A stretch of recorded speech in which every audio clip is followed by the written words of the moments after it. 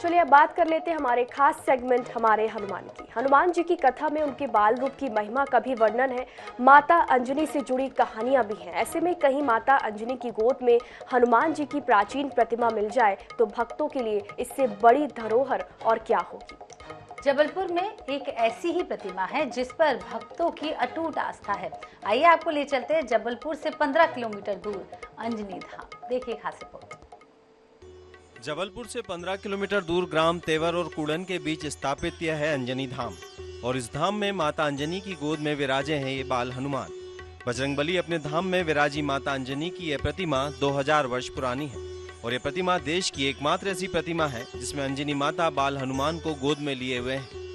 यहाँ आने वाले श्रद्धालुओं का दावा है कि प्रतिमा की स्थापना और मंदिर निर्माण के लिए काफी संघर्ष करना पड़ा था, क्योंकि इस प्राचीन मूर्ति को इस जगह से उठाकर पुरातत्व के अधिकारी संग्रहालय में ले गए थे। परंतु बजरंगबली और माता अंजनी ने ऐसा चमत्कार दिखाया कि पुरातत्व अधिकारी इस मूर्ति को वापस उन्हीं की जगह छोड़कर चले गए, जिसके बाद इस प्राचीन मूर्ति को इसी जगह स्थापित कर दिया गया।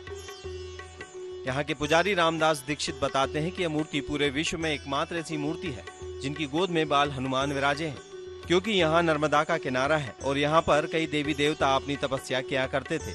उसी में से एक माता अंजनी थी जिन्होंने बाल हनुमान को अपनी गोद में लेकर काफी कठिन तपस्या की थी।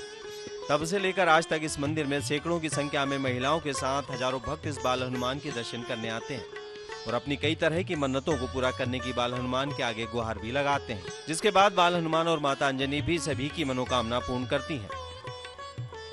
और माता अंजनी के दरबार में बहुत से लोग यहाँ पूजन करने आते हैं और अपनी मनोकामना लेकर के आते हैं। जिसको संतान नहीं होती वो अपनी भी मनोकामना लेके आते हैं और स्त्री फल बांध करके और माता से प्रार्थना करते हैं और भगवती की कृपा से हजारों लोगों को इसमें संतान सुख प्राप्त हुआ है। और संतान सप्तमी को यहाँ पर बहुत बड़ा मेला लगता है। सामने पुष्करणी आदित्य तीर्थ है, वहाँ लोग स्नान करते हैं महिलाएं और उसका उनको लाभ प्राप्त। माता अंजनी के इस धाम में एक पुष्करणी नामक तालाब भी बना हुआ है, जिसमें जो स्नान कर बाल हनुमान की पूजा कर मन्नत मांगता है तो बाल हनुमान उसकी इच्छा को जल्द पूरा कर देते हैं और जिसकी मनोकामना पूर्ण होती है वह इस मंदिर में आकर मांगी हुई मन्नत के अनुसार इस मंदिर में कई तरह के आयोजन कर बजरंगबली और माता अंजनी का आभार जताता है। खासकर इस मंदिर में वह महिलाएं ज्यादातर आती हैं जिन्हें संतान का सुख प्राप्त नहीं होता है और जब उन्हें संतान सुख की प्राप्ति हो जाती है तब इस मंदिर में आकर सुहागनें कार्यक्रम आयोजित करती हैं और पूरे विधि विधान से बाल हनुमान और माता अंजनी की पूजन अर्चन करती हैं।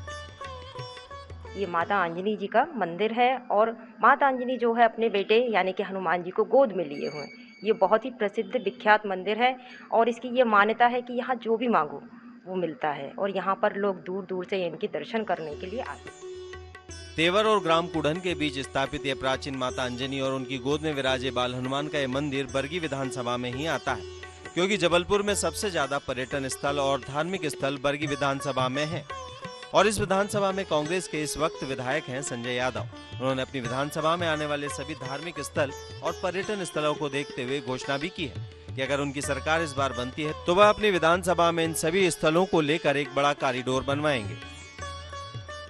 और निश्चित रूप से ये हमारा सौभाग्य कि बरगी विधानसभा में इस तरह के अनेक धार्मिक स्थल के साथ साथ पर्यटन स्थल है। इसको हम चाहे हमारा नंदकिशोर हो बरगी नगर में, चाहे त्रिपुरी सुंदरी माता जी का मंदिर हो, तो ये हमारा सौभाग्य और इसको हम हमारी सरकार आने पर एक कॉरिडोर बनाएंगे। बाल रूप बजरंगबली को लेकर हमारे देश में कई तरह की मान्यताएं हैं, लेकिन इस माता अंजनी की गोद में विराजे बाल हनुमान अपने भक्तों पर असीम कृपा बरसा रहे हैं और यही कारण है कि जबलपुर के संजनी धाम को बाल हनुमान के नाम से पूरे विश्व में जाना जाता है।